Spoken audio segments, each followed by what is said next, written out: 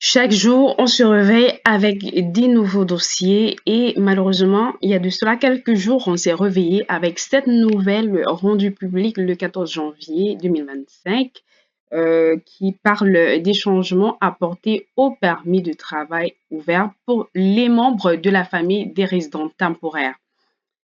C'est assez stressant lorsqu'on est immigrant, lorsqu'on est résident temporaire, parce que le soir, vous vous couchez, vous dormez tranquillement, mais malheureusement, vous vous réveillez le matin avec de nouvelles restrictions, de nouveaux changements, de nouvelles lois qui sont rendues publiques. Et là, ça vient quelquefois briser notre rêve canadien. À partir du 21 janvier 2025, de nouveaux changements entreront en vigueur concernant les permis de travail ouverts PTO pour les conjoints d'étudiants étrangers et de travailleurs temporaires au Canada.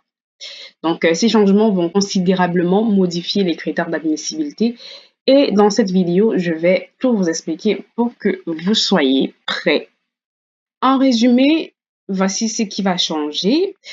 Pour les conjoints d'étudiants étrangers, les PTO seront désormais admissibles uniquement si l'étudiant principal est inscrit à l'un des programmes suivants. Programme de maîtrise d'une durée de 16 mois ou plus, programme de doctorat, programme professionnel admissible tels que médecine, médecine dentaire, droit, optométrie, pharmacie, médecine vétérinaire, sciences infirmières, éducation et ingénierie.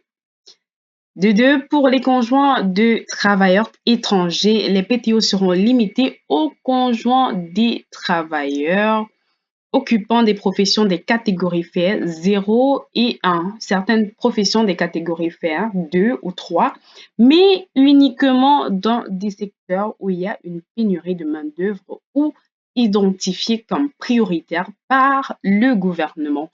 Et ces secteurs incluent les soins de santé, la construction, les sciences naturelles appliquées. De toutes les façons, la liste complète des professions admissibles sera disponible à partir du 21 janvier 2025 sur le site IRCC. Une autre nouvelle qui choque les enfants à charge des travailleurs étrangers ne seront plus admissibles à un permis de travail ouvert.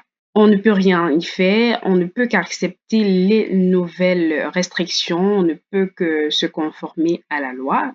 Donc, ce que je peux vous donner comme conseil, c'est simplement vérifier vos critères d'admissibilité. Il n'y a pas un endroit plus sûr que sur le site de Immigration, Réfugiés et Citoyenneté Canada, IRCC.